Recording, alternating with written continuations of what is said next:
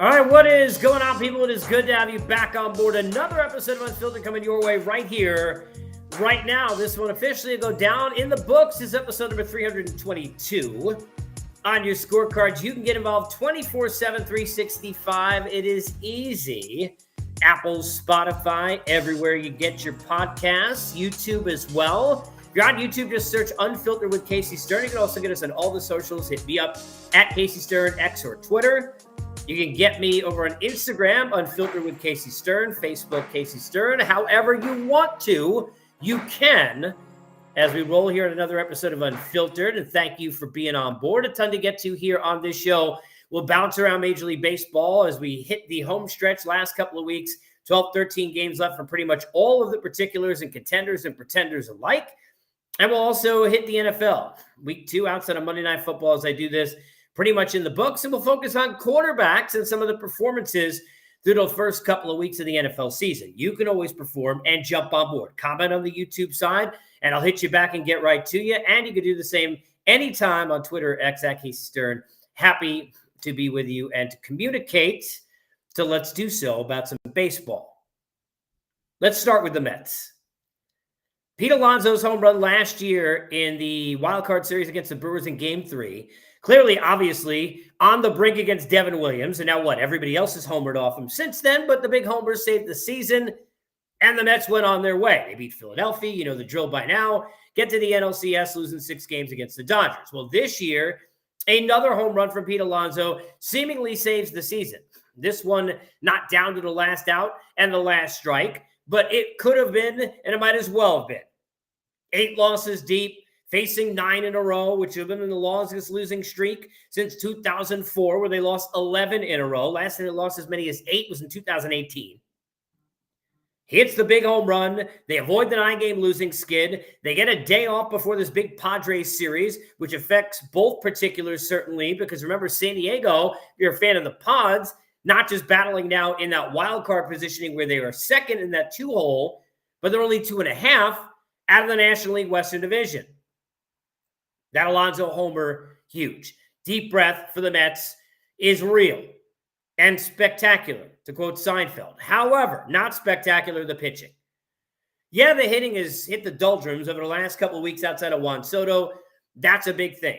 Needing a Lindor bunt a couple of days ago to try and spark a late rally, which didn't end up mattering as much as it should have. You know, not getting Nimmo until the home run he hit in this most recent win, having an extra base hit in all of September. But it's been the pitching. It's been the fact that they've needed to rely on the offense to score 6-7 runs a game as it was for a period of time because they haven't had any pitching outside of Nolan McLean, who through 6 starts is a 1.16 ERA or whatever it is, and he has been brilliant. Dude's a stud. But what accentuates the Jonah Tong giving up 6 runs in 2/3 of an inning against the Rangers in this series, what accentuates all of it is the fact that you are relying on 3 kids, and he and Sproat and McLean, to get it done, which is difficult to do.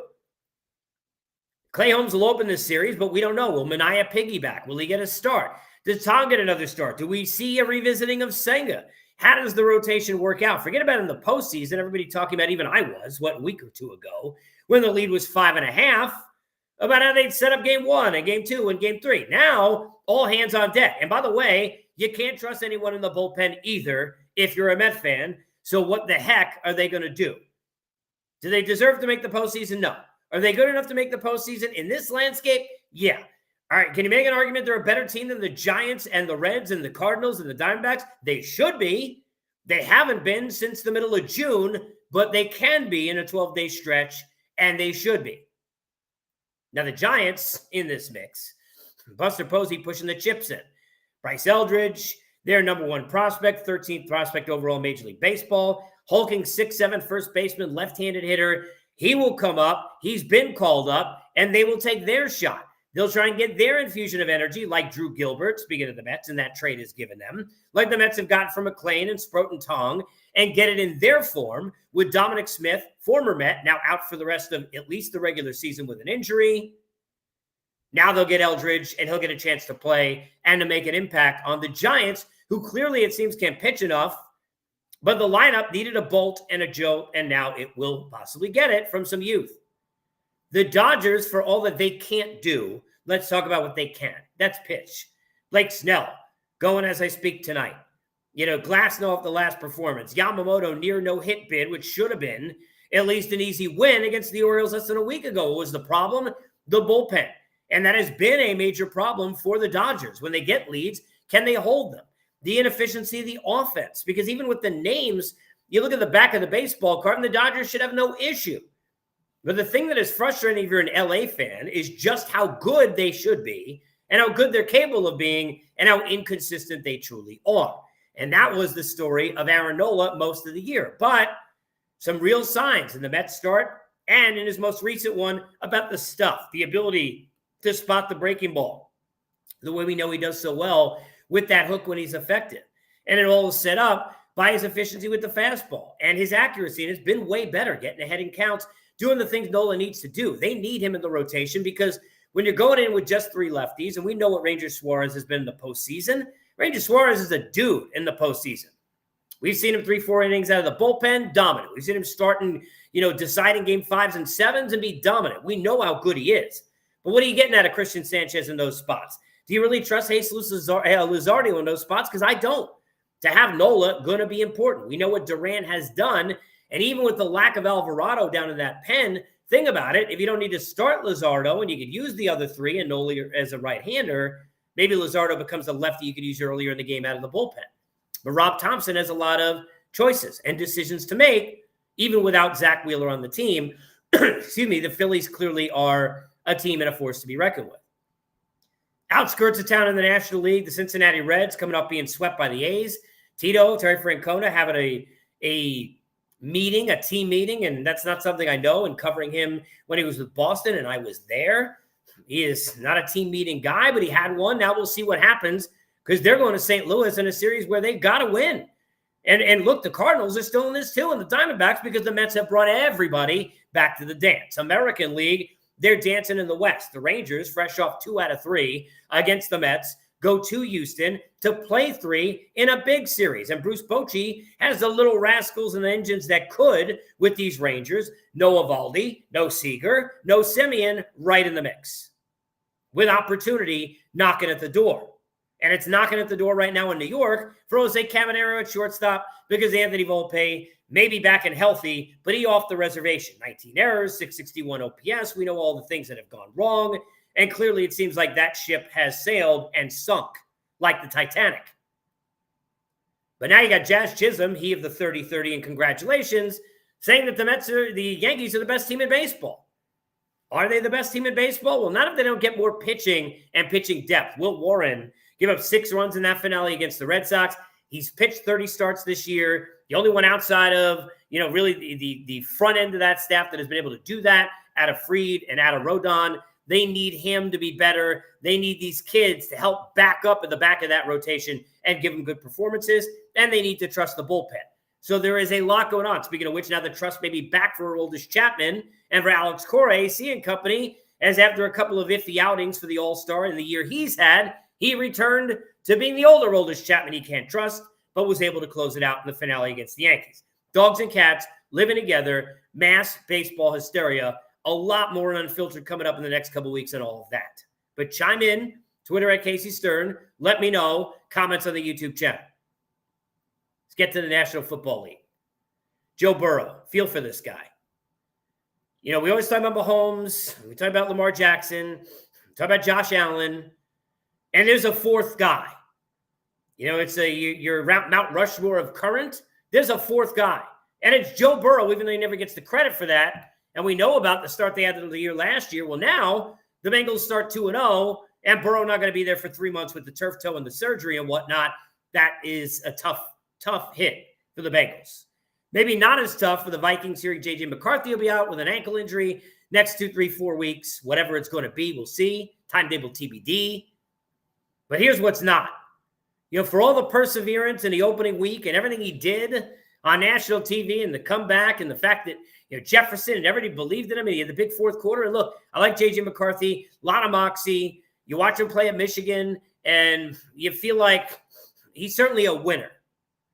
Maybe not the tools of a lot of these guys, maybe not the tools of a 10th overall pick, even though he was the 5th, 6th quarterback in that 10 a couple years ago. Penix going 8. right? But we know that he's a winner, and he showed that in the first week. Unfortunately, what he hasn't shown, the ability to release the football quickly, which, by the way, Penix can do. McCarthy holding on to way too long, not finding guys, not getting Jefferson and Hockenson involved, issues. Now he'll miss a couple of weeks. How about the Joneses? Love these stories. Mac Jones dealing with San Francisco with Purdy out. How about Daniel Jones in Indianapolis? Look, I'm not a Daniel Jones apologist. I never thought he was great. He had one great game. He had his Kerry Collins against the Minnesota Vikings 41-0 game when he beat the Vikings and Kirk Cousins in a game in the playoffs a couple of years ago before he got just completely flattened out by the Eagles. But he's a competitor, and he's a class guy. And I root for him, and I'm happy for him. Now, MVP through 2 weeks of the season or whatever he is, and all that he's done and all the yards. And, he probably shouldn't have had a chance to win that game. Denver kind of let the Colts swoop in and take it and steal it, right? Defeat from the jaws of victory on the Denver side. But you got to love what Daniel Jones has done if you're a Giants fan and you followed his career because he's a class guy. Is he this good? No.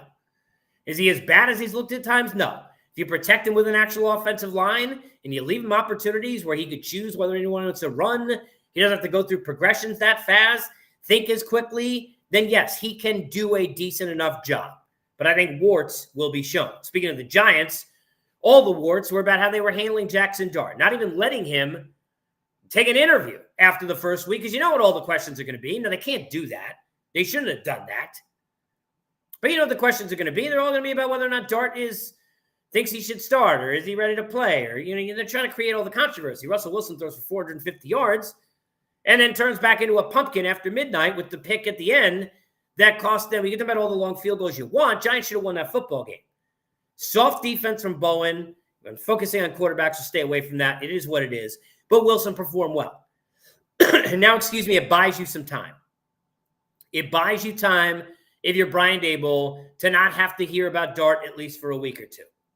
But is it a good thing to not have Dart in there learning on the fly? Is it a good thing to not let him take his licks, take his wounds, and go through a bad season, which the Giants are going to have anyway? It's not a good team. I've picked them to win 5 games before the season. I think it's probably about what they'll win. They're certainly not going to win the third week because they got a pissed-off Kansas City. It's like a little Giants. That's not a girl. That's my niece Becky, Icebox, and she's pissed. Kansas City and Mahomes down 0-2, now coming in to MetLife to face the Giants Sunday Night Football next week. And how about Mahomes? I think he's enjoying, looks like he's almost kind of, enjoying is a strong word. But, for him, he's taking this as the challenge. This team wins all the time. They were talking about how bad they were last year, and they're like 14-1, and everybody's still complaining. Now 0-2, Kelsey not performing, right? Except in his podcasts. Injuries, Worthy who was out, and you got Rashee Rice with his issues, and a lack of weapons, and all this other stuff. And now Mahomes got to really drill down and figure it out with Andy Reid. Expect them to do that on Sunday night. The way the Lions did when they bounced back in this past week. Jared Goff, terrific. Dan Campbell and company making a statement. They put 51 points up on the Bears. And after the rough loss opening week, where everybody wanted a fraud check, the Lions this year, they bounced back. The quarterbacks, always under pressure, always under the microscope. Question for you, Twitter at Casey Stern, YouTube in the comments. What quarterback has been the most surprising to the positive side for you through 2 weeks? And the most disappointing over the first couple of weeks for you on the negative side? Give me your thoughts. I'll continue to give me mine when we next return for Unfiltered with 322